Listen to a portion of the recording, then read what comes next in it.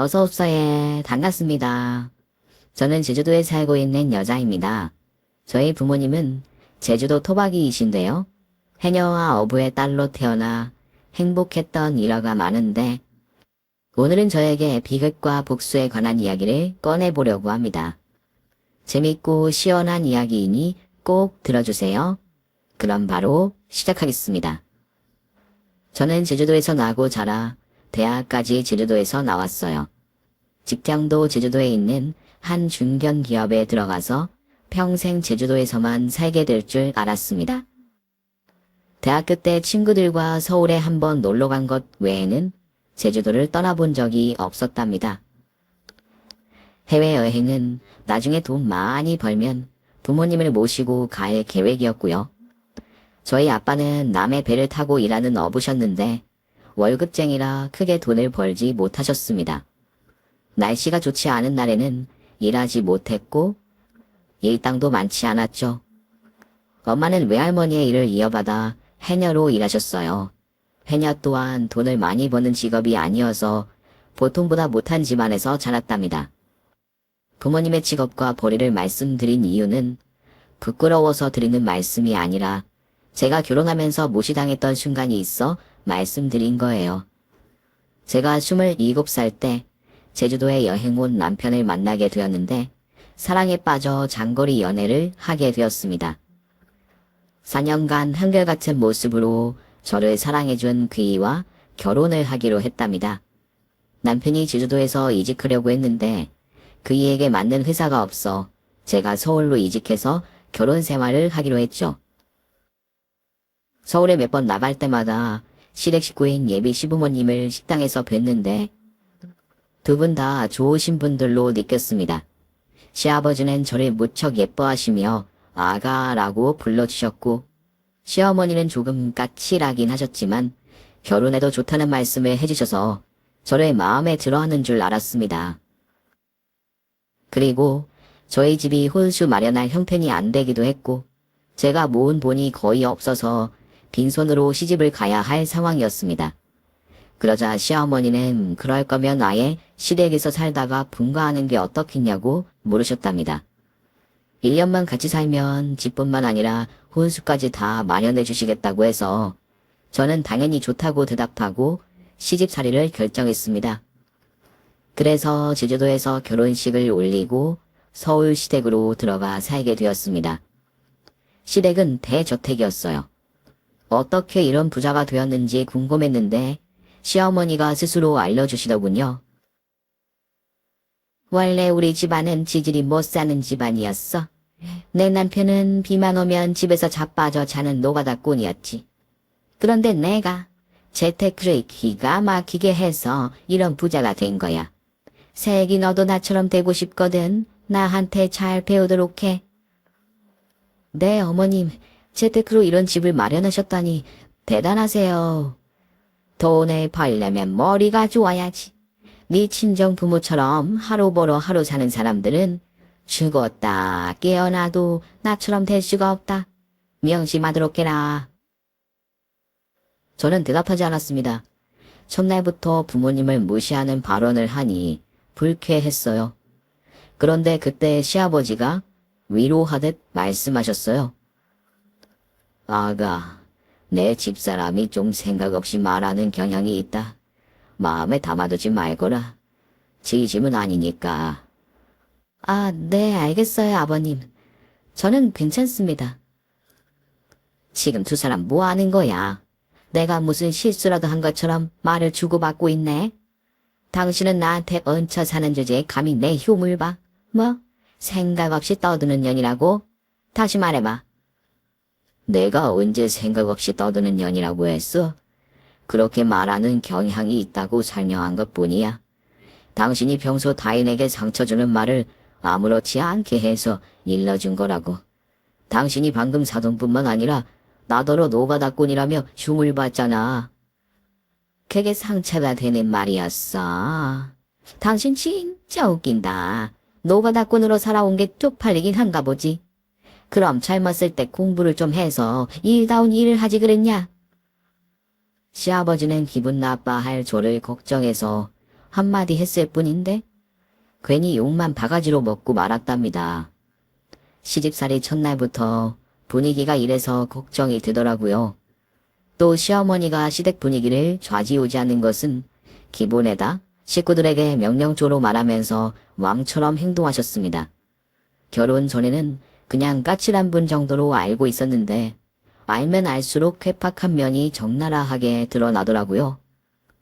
그리고 시어머니는 제가 직장을 다니며 시집살이를 하는 게 마음에 들지 않으셨는지 일주일 만에 저에게 회사를 관두라는 압박을 시작하셨습니다.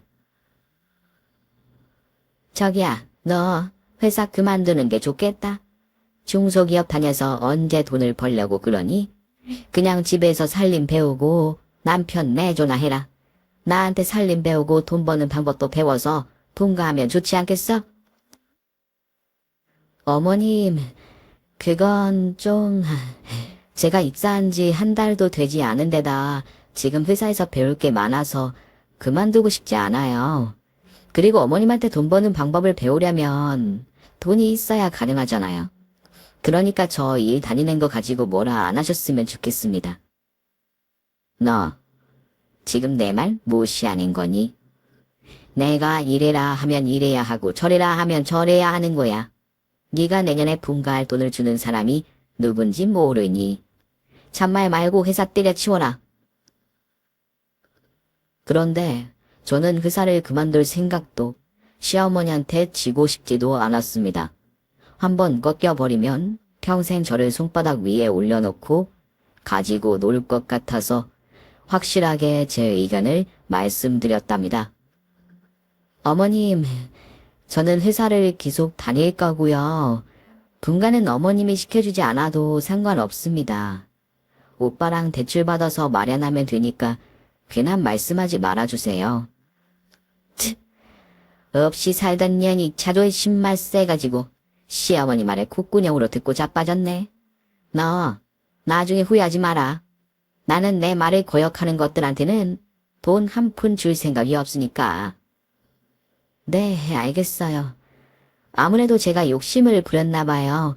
시댁에서 1년만 살고 집이랑 혼수가 공짜로 생길 거라 생각하고 들어왔는데 지금 와서 생각해보니 아주 어리석었던 것 같아요. 어머님, 저희 그냥 바로 대출 알아보고 분가하도록 할게요. 저는 시어머니의 갑질이 싫어서 그냥 나가겠다고 말해버렸습니다. 사실 제가 한성격 하는 여자라서 이런 상황이 닥치면 늘 상대를 이겨먹으려고 발광을 하며 살아왔답니다. 어쨌든 시어머니는 제가 당장 분가하겠다고 했더니 1년 살기로 약속했으니 지켜야 하지 않느냐고 하셨고 제가 회사를 다녀도 좋다며 인심 쓰는 척 말씀하셨답니다. 그래서 전 시댁에 사는 이유가 아파트를 마련해주겠다는 시어머니의 약속 때문인데 확실하게 해주실 거냐고 다시 물었어요. 어머님은 제가 하는 거 봐서 결정하겠다고 대답하셨습니다. 또 말대답을 해봤자 도돌이표처럼 했던 말을 또 하고 또 하며 기분만 상할 것 같아 그냥 입을 다물고 넘어갔답니다. 그리고 남편에게 대출을 알아보자고 했더니 분가하는 건 아직 무리라는 말을 하더군요. 서울의 전셋값이 만만치 않아 시어머니 도움을 받지 않으면 당장 힘들 거라며 조금만 버텨달라고 부탁을 했답니다. 이에 저는 현실적인 문제에 부딪히게 되어 1년 동안 입을 다물고 귀를 닫고 시집살이를 버텨보기로 했어요. 저는 시어머니한테 한 수 접고 들어가려고 직장 생활을 하면서도 시댁 살림의 대부분을 책임졌습니다. 시어머니가 매일 할 일을 말씀해 주시면 군말하지 않고 출근 전이나 퇴근 후에 모두 다 해치웠어요. 그래서 전 아주 잘하고 지내는 거라 생각하고 있었는데 시어머니 눈에는 전혀 그렇지 않았나 봅니다. 매일같이 저만 보면 화부터 내셨어요. 저기야, 넌 집안일을 어떻게 배운 거냐? 내가 설거지하고 나면 마른 행주로 물기를 닦으라고 했잖아. 물 얼룩이 얼마나 시각적으로 더러워 보이는 줄 모르니. 아, 어머니, 제가 아침에 출근해야 하는데 그것까지 할 여유가 없었어요. 저녁에는 설거지하고 닦아 놓을게요. 그것 말고도 너한테 잔소리할 게 태산이야. 청소며 빨래며 정원관리며 하나도 마음에 드는 게 없다. 저기야 너 회사 관두고 살림을 제대로 해볼 의향이 없는 거냐? 너 없으면 회사가 망하기라도 하니? 저는 멋쩍은 웃음을 보이며 대답을 대신했습니다. 그러자 시어머니는 애휴거리시며 한숨을 내쉬셨고 제가 마음에 들지 않는다는 말씀을 아무렇지 않게 내뱉으셨답니다. 제가 하는 일이 마음에 들지 않아 혼내시고 막말하시는 건 이해가 되었는데 처음에 저희 부모님을 들먹거렸던 것처럼 친정 부모님 욕을 하기 시작하셨습니다. 저기야, 니네 아빠 어부라고 했지? 어제 뉴스 보니까 제주도에서 배가 뒤집어져서 남자 6명이 꼴까닥 했다더라. 네 아버지는 무사한지 연락해봐라. 안 그래도 저도 뉴스 보고 연락드렸어요. 다행히 아빠는 어제 배를 타지 않으셨대요. 걱정해 주셔서 감사해요. 걱정이 아니라 쪽팔려서 그렇지. 내 사돈이 배 타는 어부인 것도 모자라 사고로 배가 뒤집어져 저승 갔다 그러면 내 친구들한테 창피해서 어떻게 말하겠니? 그리고 네 아빠는 자기 배도 없다면서 남의 배 얻어 타면서 기생하는 인부지. 저는 제 귀를 의심했습니다. 시아버지와 남편도 그 말을 듣고 너무 놀라 시어머니를 말렸습니다. 당신 말을 그렇게 하면 어떡해? 나한테 욕하는 그대로 사돈 욕을 하는 거야? 당장 사과해.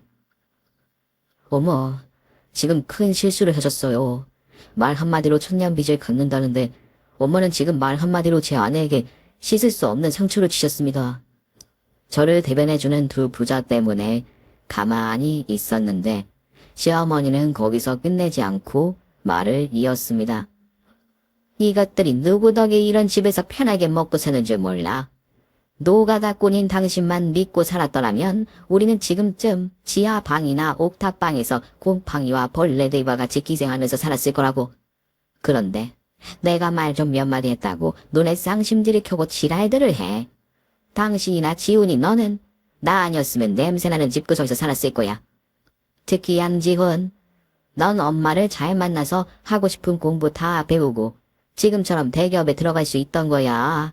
네 마누라 봐라. 애미가 바다에서 도둑질이나 하는 해녀인데 뭘 배우면서 자랐겠어? 시어머니의 막말에 두 부자는 말을 잇지 못했습니다. 도무지 대화가 통하지 않는 사람이라 그런지 한숨을 내쉬며 저에게 방으로 들어가라고 하더군요. 하지만 저는 부모님 욕을 실컷 한 시어머니를 그냥 내버려 둘 수 없었습니다. 성질머리가 더러운 걸 제대로 보여주기로 했죠. 어머님은 뭐가 그리 대단하다고 큰 소리 치면서 남을 욕하세요. 저희 부모님은 최소한 부끄러운 짓은 하시지 않았습니다. 어머님은 부동산 투기로 돈 벌었다면서요. 동네 이웃들이 다 그렇게 말하고 다니는 거 모르셨어요? 부끄럽게 졸부가 됐으면 창피한 줄 알고 조용히 계실 것이지 어디 자랑스러운 제 부모님을 멋대로 헐뜯으시는 겁니까? 뭐? 투기? 야, 투기가 아니라 투자야. 남 잘되는 꼴을 못 보는 인간들이 헛소문을 낸 거라고. 어이가 없네. 야, 나더러 투기에서 돈 벌었다는 사람들 명단 적어봐. 이것들이 그냥 확. 어머님 말 돌리지 마세요. 제 성질머리 하셨으면 앞으로 저희 부모님에 대한 막말은 삼가주세요. 또 이러시면 그땐 진짜 가만히 있지 않을 겁니다. 아시겠어요? 어머머 천연 눈풀 아리는 것 좀 봐. 여보, 지훈아, 두 사람은 왜 구경만 하고 있는 거야? 당장 혼쭐을 내주라고. 하지만 시아버지와 남편은 아무런 대답도 하지 않고 저를 데리고 시댁에서 데리고 나갔어요. 화가 많이 난 것 같으니 바람을 쐬는 게 좋을 것 같다며 제 옆을 지켜주셨죠. 시아버지와 남편은 늘 시어머니의 갑질과 막말에 시달려 왔다며 하소연을 하기도 했고 막말을 뱉던 시어머니한테 아무것도 하지 못해 미안하다는 사과를 수십 번 하셨습니다. 시아버지는 그래도 정이 있는 사람이고 잘 찾아보면 장점이 있다면서 넓은 아량으로 이해해달라는 말도 덧붙이셨어요.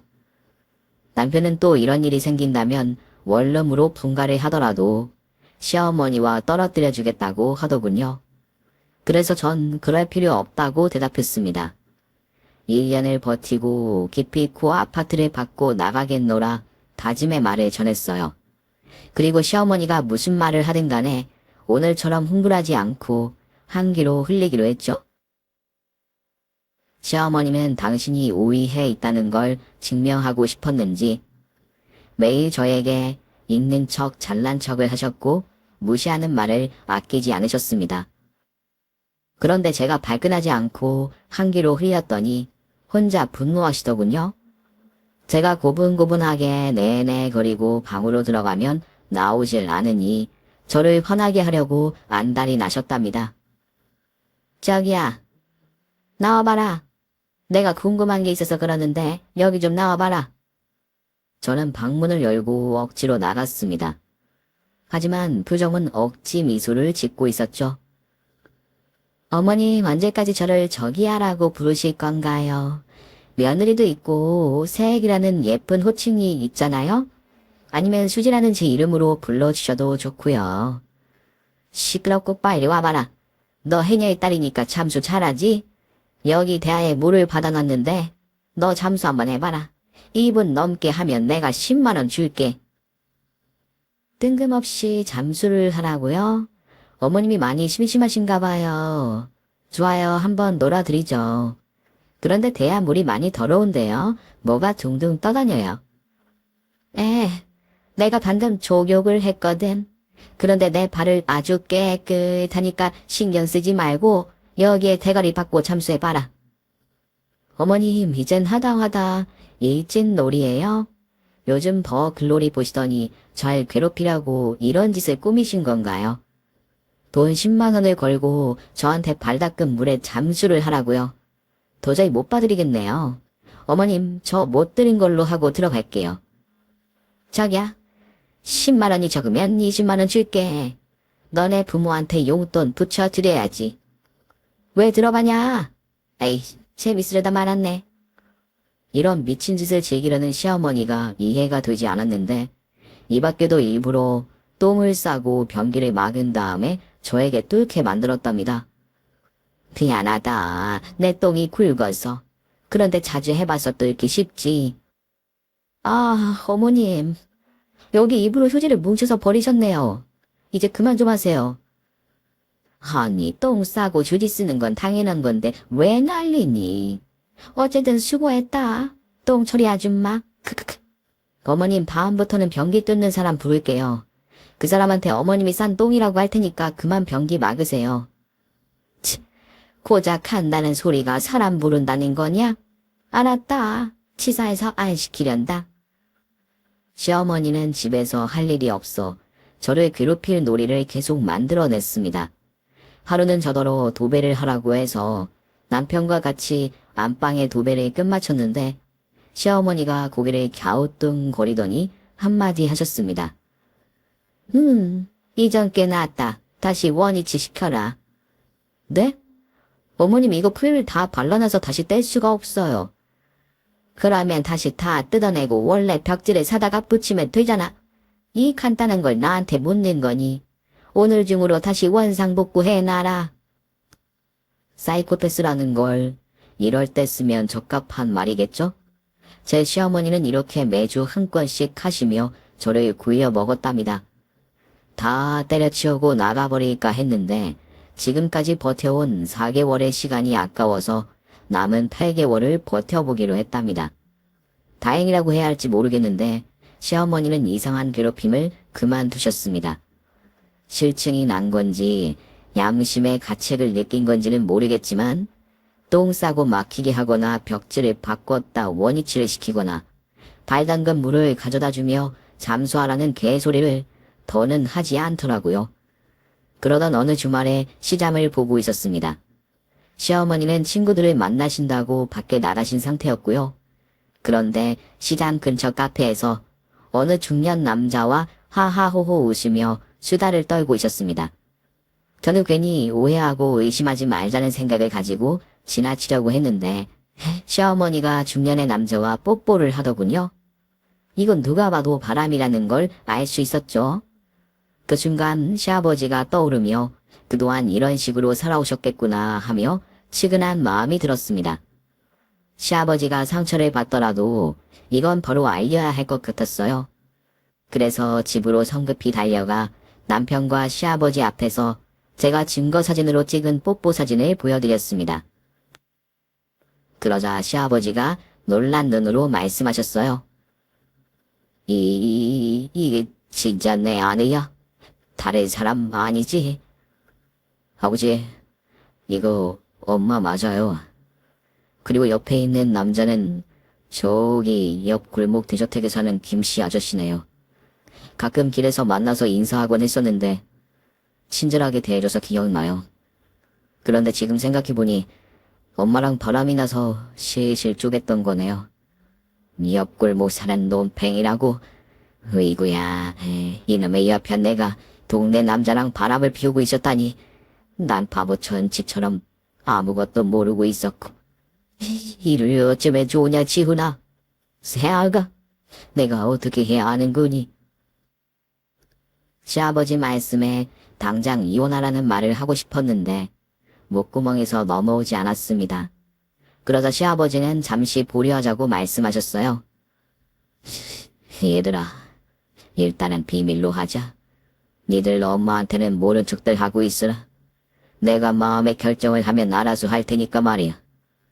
그래서 저희 부부는 시아버지의 의견을 듣기로 하고 비밀에 붙이기로 했습니다. 그렇게 아무것도 모르는 채하고 시어머니의 바람 사건을 묻어버렸어요. 몇 달 뒤 시어머니의 생신이 다가왔습니다. 아무도 축하해주고 싶은 마음이 없지만 생신상은 차려드렸습니다. 앞으로 더 나아질 거라는 기대를 하진 않았지만 일단 한 식구이니 자식으로서 할 도리를 하기로 했어요. 때마침 제주도에 계신 부모님이 시어머니 생신 선물로 전복 한 상자를 보내주셨습니다. 스티로폼으로 꽁꽁 싸매서 반듯하게 보내주셔서 전복의 질이 떨어지지 않을 것 같았어요. 저는 시어머니께 전복 상자를 건네드리며 말씀드렸습니다. 어머님, 이거 전복인데 저희 엄마가 직접 손수 바다에서 따오신 거예요. 어머님 생신이라고 이렇게 푸짐하게 보내주셨네요.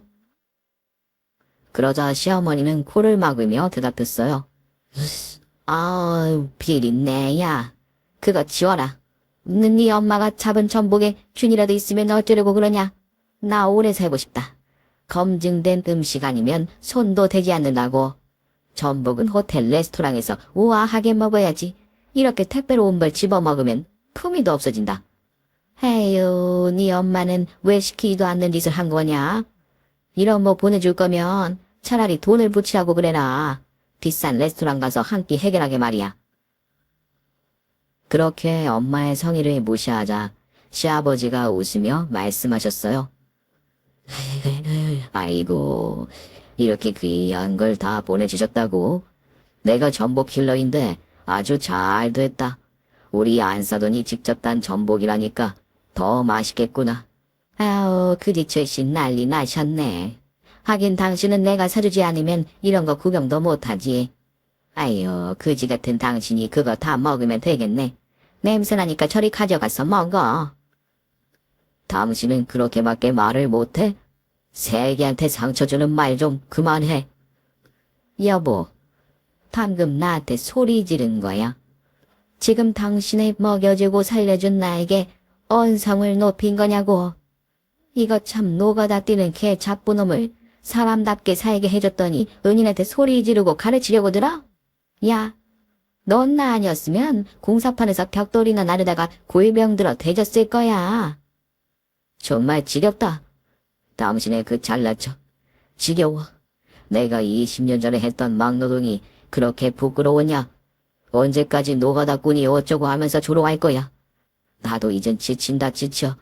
당신이 투기질하면서 돈 좀 벌었다고 잘난 줄 아는데 그래봐야 당신은 돌부야.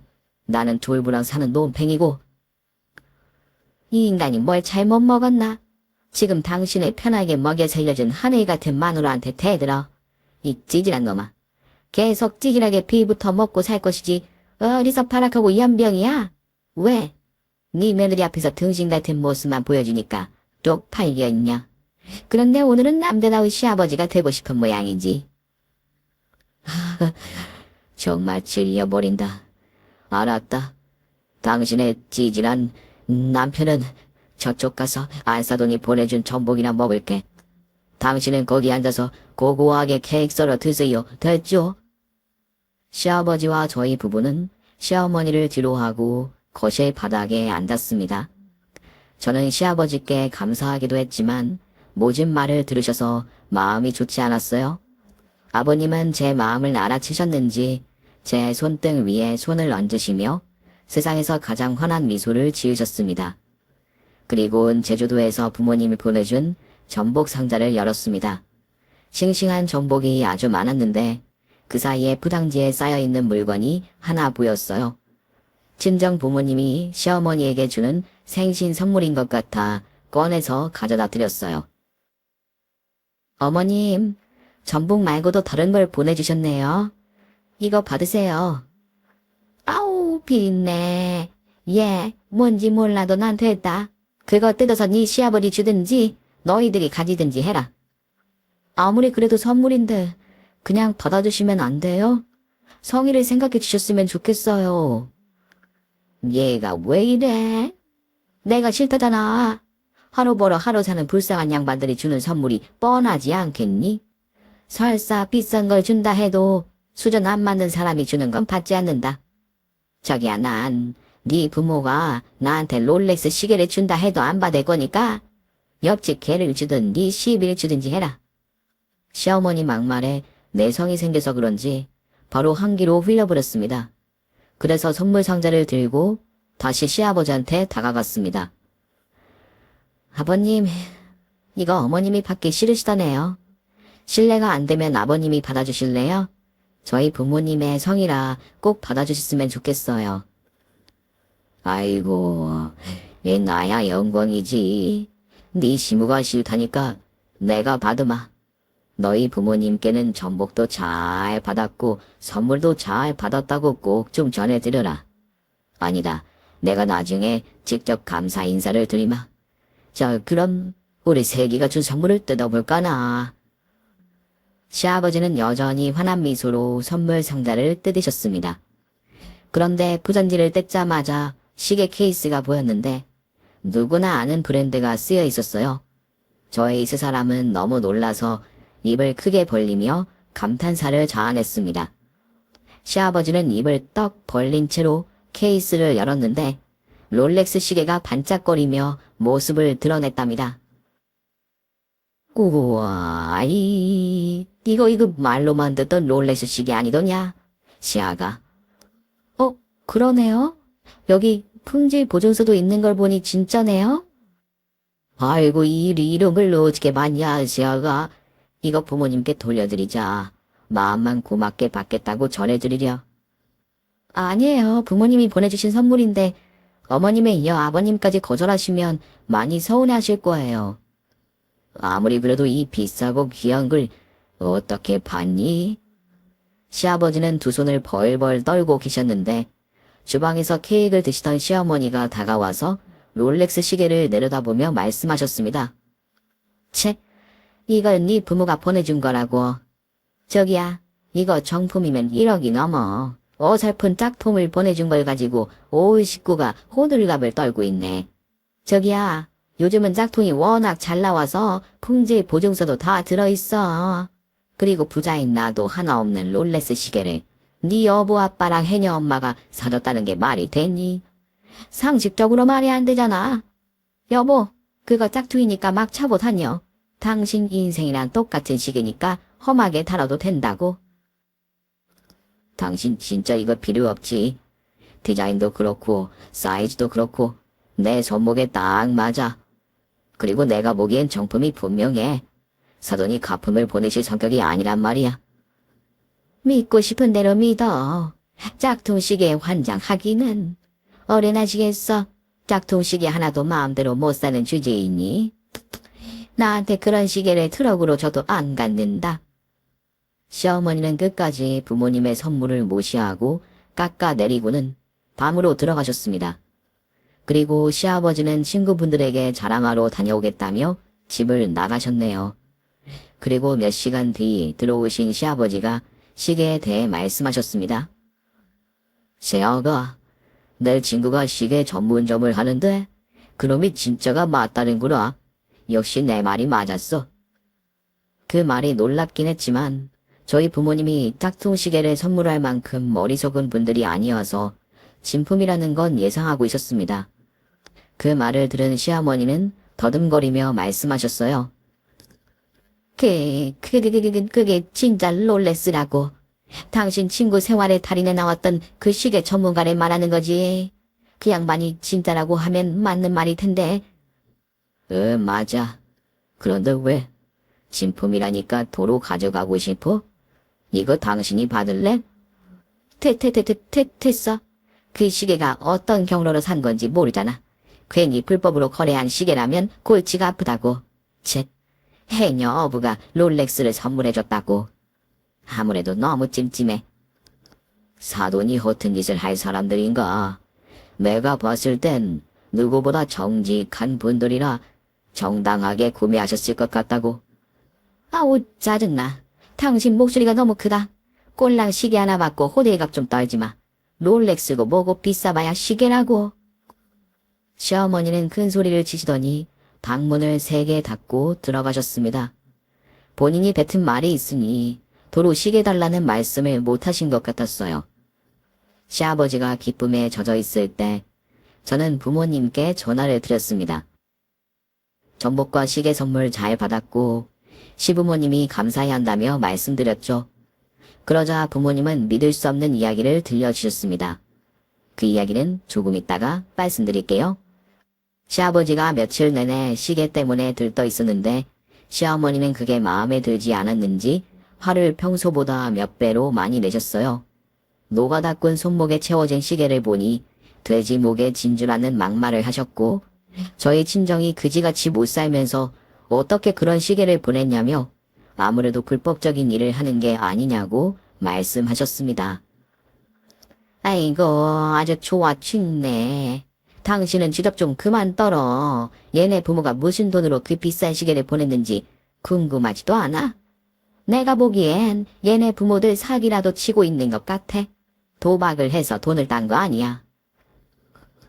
그게 아니면 요즘 뉴스 보니까 보이스피싱을 멀쩡한 한국 사람들이 하고 다닌다는데. 저기야, 너희 엄마가 바다에서 도둑질을 하더니 이제 사람들 등쳐먹고 그러는 거 아니냐? 어머님, 그런 거 아니에요. 저희 부모님이 그런 짓을 할 분들도 아니고 이 시계는 정당하게 돈을 벌어서 사신 거예요. 전화로 다 들었단 말이에요. 그리고 어머님, 자꾸 해녀가 바다의 도둑이라는 말씀을 하시는데 그만 좀 하세요. 듣기 거북합니다. 아이고, 그러셨어요. 네 애비나 바다에 있는 것들을 훔쳐서 팔아먹고 사니까 도둑놈들이 맞는데 왜 기분이 거북하셨을까? 바다가 없었으면 그대로 굶어 죽었을 텐데. 저는 이번에도 한기로 흘리려고 한숨을 길게 내쉬었습니다. 시아버지와 남편도 불편한 표정으로 한숨만 내쉬었죠. 그리고 며칠 뒤 시어머니만 따로 레스토랑 가서 식사를 하겠다고 해서 저와 남편 그리고 시아버지는 시장으로 가서 국밥을 먹고 나왔습니다. 그리고 시댁이 있는 골목 쪽으로 지나가는데 바로 옆 골목 모퉁이에서 시어머니와 상간남이 은밀한 스킨십을 즐기고 있었답니다. 저희 3사람이 동시에 봤으니 상황은 매우 난감했어요. 그런데 시아버지가 헛기침을 하고 집으로 가자고 말씀하셨답니다. 저희는 아버님께 감히 위로의 말씀을 드리지 못하고 말없이 뒤를 따라 걸어 시댁으로 들어갔어요. 그리고 그날 저녁에는 아무런 일도 대화도 없었습니다. 며칠 뒤 저희 아빠와 자주 전화통화를 하던 시아버지가 배시시 웃으며 저와 남편에게 제주도 여행을 가자고 하셨습니다. 얘들아, 우리 제주도 가자. 어젯밤 사돈어른과 통화를 했는데 낚시시켜준다고 약속해 주셨다고. 예비가 아직 제주도를 한 번도 가보지 못해서 꼭 가고 싶구나. 아버님 제주도를 한 번도 못 가보셨어요. 당신은 그동안 뭐 한 거야? 아버님 여행도 한번 보내드리지 않은 거야? 아니, 난 보내드리려고 했는데 엄마가 해외 아니면 여행은 가지 않으셔서. 그런데 아버지, 엄마는 제주도에 가지 않으려고 하실 텐데요? 아직 우리끼리 가면 되지 않겠냐? 얘들아, 여행 말고도 내가 하고 싶은 말이 있는데 좀 들어보지 않을래? 그러더니 시아버지 입에서 충격적인 말씀이 쏟아져 나왔답니다. 그 말씀이 뭔지는 후반에 가서 공개하겠습니다. 그러니 꼭 끝까지 들어주세요. 저희는 한 달 뒤에 제주도 여행을 계획하고 이것저것 준비했어요. 저는 예의상 시어머니한테 제주도 여행을 같이 가자고 말씀드렸습니다. 어머님, 저희 다음 달에 제주도 여행 가는 거 진짜 같이 가실 생각 없으세요? 제주도? 치, 저기야, 난 하와이 정도가 되어야 비행기를 타는 사람이야. 어디 1시간짜리 비행기에 날 태우려고 하는 거냐? 그리고 제주도는 볼 게 너무 없어. 음식도 지저분하고. 니들 셋이서 네 부모랑 찌질하게 놀아봐라. 휴, 알겠어요. 어머님 그럼 혼자 잘 지내세요. 나도 친구들이랑 온천 여행 가기로 했어. 이번에 일주일 다녀오니까 얼추 들어오면 똑같이 도착하겠네. 그럴지는 모르겠네요. 여하튼 몸 건강히 잘 다녀오시고 식사도 잘 챙겨 드세요. 얘가 왜 이러는 거야? 내가 죽으러 가니 평생 못 볼 사람처럼 말을 하고 그래. 재수없게. 아니에요. 괜히 걱정이 돼서 말씀드렸어요. 그럼 편히 주무세요. 그렇게 얼마 뒤 시어머니는 일본으로, 저희 세 식구는 제주도로 가는 비행기를 탔습니다. 부모님은 공항에 저희를 마중 나와 계셨어요. 새로 산 벤츠 승합차를 마련하셨더라고요.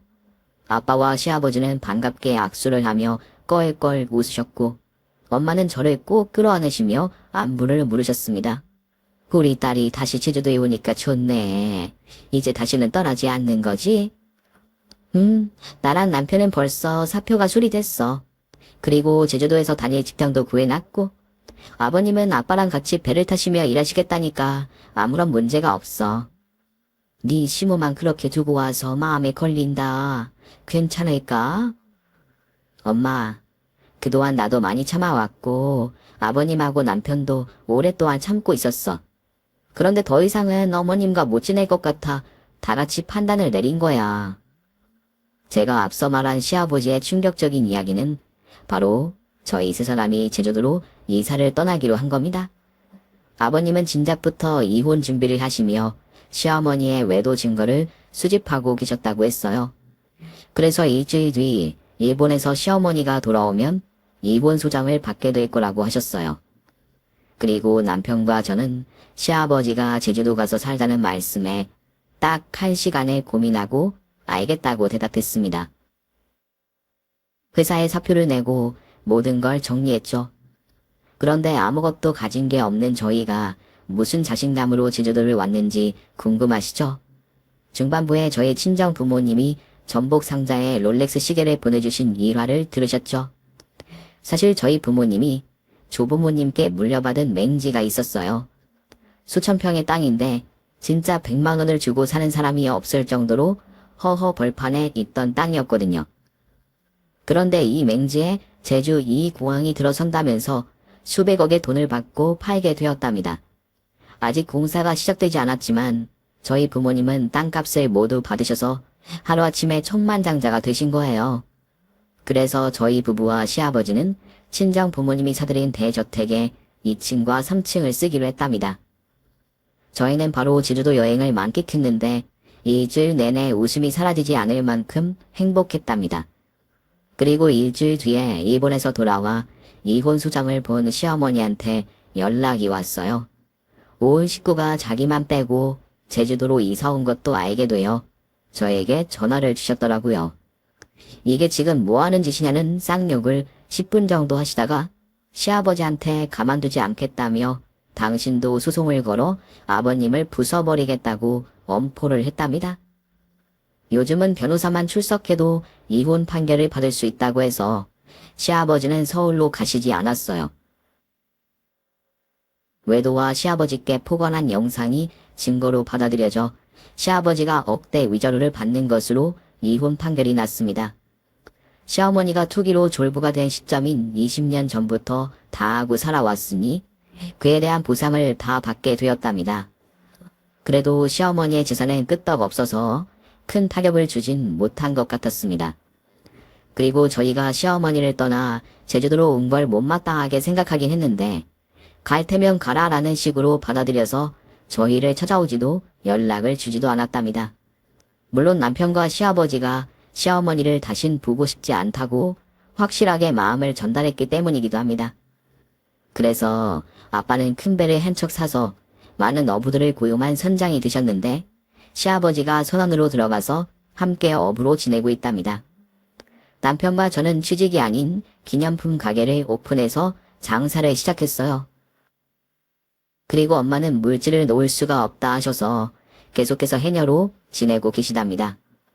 이렇게 평화롭고 행복한 나날이 1년쯤 지나자 제주도에 있는 저희 식구들 집에 한 사람이 찾아왔어요. 여러분도 대충 예상하셨죠? 바로 저의 시어머니가 찾아왔답니다. 혼자서 잘 먹고 살겠다더니 왜 저희를 찾아온지 모르겠더라고요. 시아버지는 어머님 얼굴을 보자 집안으로 들이지 말자고 친정 부모님께 부탁을 드렸습니다. 그래서 저희 부부와 시아버지 셋이 대문 앞으로 나가 시어머니를 마주하게 되었어요. 시아버지는 인상을 쓰며 시어머니한테 물었습니다. 당신이 여긴 웬일이야? 설마 우리가 보고 싶어서 온 건 아닐 테고. 여보, 보고 싶었어. 그리고 아들이랑 며느리도 너무너무 보고 싶었다. 치, 당신답지 않게 왜 살가운 소리를 해? 소름 돋는다. 여보, 내가 미안해. 당신과 애들한테 막말하고 무시한 거 사과할게. 나 진심으로 반성하면서 2년을 지냈어. 시어머니는 눈물을 글썽이며 자기 잘못을 뉘우치며 사과하더군요. 저는 이런 상황을 전혀 상상하지 못해서 몸둘 바를 모르겠더라고요. 시어머니는 1년 동안 많은 일이 있었다는 말을 했는데 그중 가장 큰 사건은 투기를 하다 전 재산을 까먹어버렸다고 고백하더군요. 여태껏 투기로 성공해서 많은 돈을 벌었던 분이 투기로 쪽박을 차버린 거죠. 시아버지는 그 말을 듣고 껄껄 웃으시면서 대답하셨습니다. 그러니까 당신이 여기에 찾아온 이유가 모이푼이 돼서 온 거래. 오갈 데가 없으니까 비부터 먹으려고 온 거야. 여보, 미안해. 나 벌 받았나 봐. 당신이랑 아들 그리고 새애기한테 몹쓸 짓을 해서 천벌을 받았나 봐, 여보. 아들, 새아가 날 받아주면 안 되겠니? 저는 시어머니를 용서하고 말고 할 게 없었어요. 이미 남이라고 생각하고 있었으니 각자 알아서 서랍할 거라고 알고 있었으니까요. 지난해 저를 조롱하고 괴롭힌 것도 그렇지만 엄마 아빠 욕을 그렇게 막 한 사람을 저희 집으로 들이고 싶은 생각은 1도 없었습니다. 저희가 서울에서 떠나온 가장 큰 이유가 시어머니였는데 다시 같이 살다니 말도 안 되는 소리였습니다. 남편과 시아버지도 저와 같은 생각이었습니다. 특히 시아버지는 시어머니와 같이 살 바에는 차라리 무지개 다리를 건너 저승길에 가는 게 낫겠다며 막말을 심하게 하셨어요. 이 연병할 예편네야. 악어의 눈물 집어치워. 내가 당신이랑 35년을 살았는데 어떤 여자인 줄 모를까봐? 돈이 없을 땐 비비 기면서 사람을 대하다가 졸부가 되어서는 사람을 개 무시하는 년이잖아. 그리고 사돈욕을 그렇게 해댄 여자가 무슨 낯짝으로 여길 찾아와. 새애기 얼굴 보기에 부끄럽지도 않니? 이야, 진짜 한심하다. 이 여편네야, 우린 널 받아줄 생각 없으니까 꺼져. 그러자 시어머니가 코를 한번 훌쩍이더니 본색을 드러냈습니다. 아씨, 안 통하네. 그래, 나 거지됐다. 전 재산 날려버려서 오갈 데가 없어서 비부 들어왔다. 그런데 뭐, 당신이 이 집 주인이야? 당신이랑 아들놈도 사돈집에 얹혀 사는데 나라고 안 될 이유가 있는 거야? 이 개념도 없고 상식도 없는 어리석은 년아. 우리가 널 피해서 이리로 왔는데 같이 살겠다고? 알아, 떡이다. 우린 절대 당신과 못 사니까 당장 꺼져. 에휴, 젠장. 그럼 돈이라도 줘. 여기 세 사람 나한테 피부터 먹고 살았던 거 있으니까 그거 갚는다고 생각하고 돈 좀 내놔봐. 이 옆했네요. 돈은 우리가 받아야 해. 히틀러 뺨치는 북대질에 매일 그롭게 지낸 걸 생각하면 소송해서 돈을 받아내야 한단 말이야. 어이씨고, 안 본 사이에 목청이 커졌네. 많이 컸네, 임백수. 야, 나는 돈을 받든 이 집에 들어가 살든 둘 중에 하나 해야겠으니까 빨리 결정해. 그러지 않으면 나 한 발짝도 움직이지 않을 거야. 다들 시어머니에게 도리질하며 난감해하고 있었어요. 거지가 된 시어머니는 하나도 변하지 않아 고집이 보통이 아니었답니다. 그런데 그때 해녀 엄마가 물질하려고 해녀복을 입고 나오셨어요. 어서 옵소예. 사돈 오랜만이에요. 어머, 사돈 물질하러 가시는구나. 나도 물질 배워보고 싶은데 같이 따라가도 돼요. 터다에 도둑질하러 가는 걸 징후하시던 분이 웬일로 그런 말씀을? 사돈 쓰잘데기 없는 소리 말고 돌아가 있어. 여기 세 사람뿐만 아니라 저와 제 남편도 사돈을 받아줄 마음도 돈을 내어줄 생각도 일절 없습니다. 좋은 말 할 때 가세요. 이봐요, 사돈. 당신 딸내미 시집 보낼 땐 뭐 하나 해온 거 없었잖아요. 그거 갚는다고 생각하고 나 전세 마련할 돈 좀 빌려줘요. 지난번 롤렉스 시계도 남편놈이 가져갔으니 그거 다시 준다 생각하고 1억만 달라고요. 듣던 대로 아나무인이네. 양아치 투기꾼의 히틀러 같은 독재질까지. 그림이 그려진다. 이봐요. 그냥 가라고 할 때 가세요. 얘 뭐 하나 얻어갈 게 없다고 생각했는지 시어머니가 욕을 시작했습니다. 졸부는 니년이 졸부지. 양아치는 바로 너고. 바다에서 도둑질을 한 것도 모자라. 구망 생긴다고 나라 돈을 처먹어. 이 거지 발사계 같은 년아. 빨리 돈 내놔. 니년 딸 홀수랑 예단비를 주든지 롤렉스 시계를 주든지 하란 말이야. 그러자 엄마는 들고 있던 오리발로 시어머니 면상에 착 달라붙게 싸대기를 날렸습니다. 한 대, 두 대, 세 대. 멈추지 않고 오리발 싸대기를 날려대자 시어머니가 좌우로 몸을 비틀거렸어요. 이년 보소. 아주 호랑나비를 추고 있네. 맞으니까 기분이 좋니? 역시 사이코는이라 남다르구나. 그럼 더 맞아봐라. 그만. 나 그냥 갈 테니까 그만 때려요. 이러다 사람 살겠어. 와! 시어머니는 입에 하얀 개거품을 물고 오리발 싸대기를 여의신 맞았습니다. 그러다 결국 바닥에 쓰러져 정신을 못 차렸는데 엄마가 궁둥이를 걷어차며 쫓아냈답니다. 그리고 엄마가 많이 무서웠는지 시어머니는 저희 집에 찾아오지 못했어요. 어디서 뭐하고 지내나 했더니 서울로 돌아갈 차비가 없어서 제주도 바닷가에서 해녀들이 잡아온 전복과 멍게를 훔쳐 달아나다가 절도죄로 경찰서에 들어갔어요. 그래서 남편이 해녀들을 찾아가 합의금을 주고 시어머니한테 차비로 20만 원 주고 알아서 살라고 전했답니다. 그리고 들리는 소문에 의하면 서울로 돌아가서 기초수급자 신청을 해서 그 돈으로 지하방 월세를 내며 연명한다네요.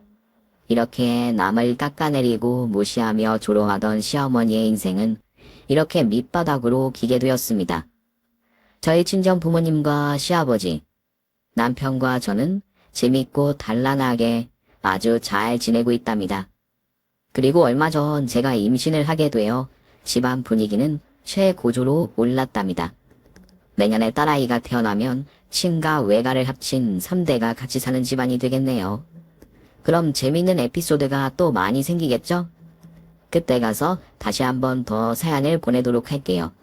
끝까지 들어주신 분들께 고개 숙여 감사드리며 저는 물러가겠습니다. 모두 행복한 하루 보내세요. 안녕. 오늘 준비한 사연은 여기까지입니다. 재미있게 들으셨다면 구독과 좋아요, 알림 설정까지 눌러주세요. 그럼 저는 다음 사연으로 찾아뵐게요. 오늘도 건강하고 행복하세요.